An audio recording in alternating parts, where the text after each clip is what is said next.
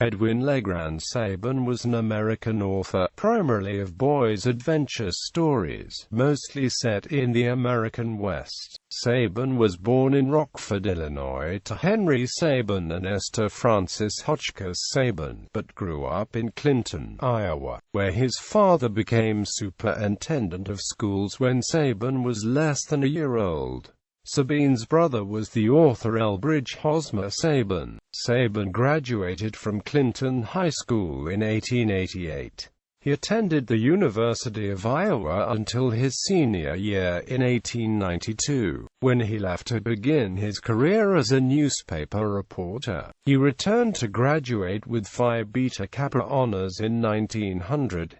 At the University of Iowa he was a member of Beta Theta Pi and the school's first rugby team. Sabin worked for a number of newspapers in Iowa and Illinois: the Daily Herald in Clinton, the Des Moines Daily News, the Daily State Register, and the Daily Capital in Des Moines, Iowa, the Morning Democrat in Davenport, Iowa, the Peoria Herald, the Peoria Transcript, and the Peoria Journal in Peoria, Illinois, and Campbell's Weekly in Chicago, Illinois. In May 1893, as a correspondent, he accompanied a scientific expedition led by University of Iowa zoology professor Charles Cleveland Nutting on the schooner Emily E. Johnson. The 83-day expedition to the Bahamas stopped at Egg Island, Havana, Bird Key, the Dry Tortugas, and Spanish Wells. It gathered 15,000 specimens, providing material for decades of exhibitions and research. In October 1896, he married Mary Caroline Nash of Iowa, 9 years younger than him, whom he met working in Chicago. Sabin began writing poetry and short stories for popular publications, including the Chautauquan Street, Nicholas Country Life, Everybody's Magazine, McBride's Magazine, the Saturday Evening Post, Outing Magazine, Outdoor Recreation, the Souvenir Review, Blue Book, The Cavalier, All Story Cavalier Weekly, and Weird Tales.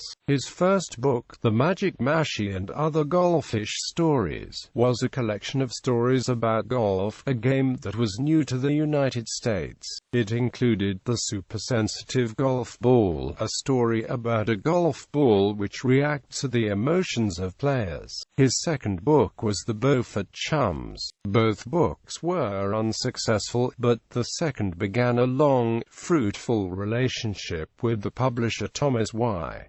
Crowell Co. From 1913 to 1931 he published dozens of critically acclaimed adventure books about the American West, many of them for Crowell's Great West and Range and Trail series or for the Trailblazers series from J.B.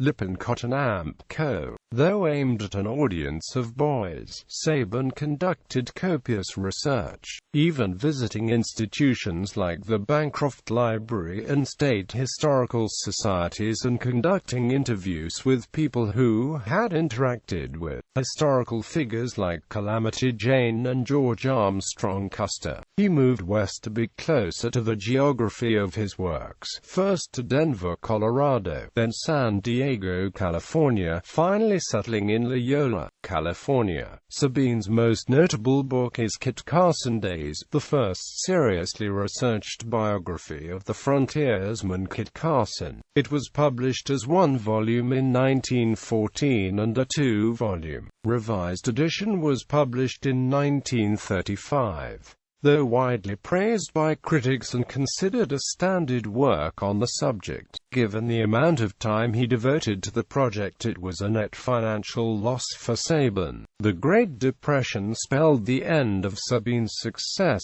as an author. He continued to be published sporadically, but royalties dwindled and his manuscripts began to be brusquely rejected by publishers. An attempt at establishing a correspondence school for novice writers failed. Financial circumstances forced the Sabins to move inland to Hemet, California. In 1952, he died a few months after his wife, a ward of Riverside County, California.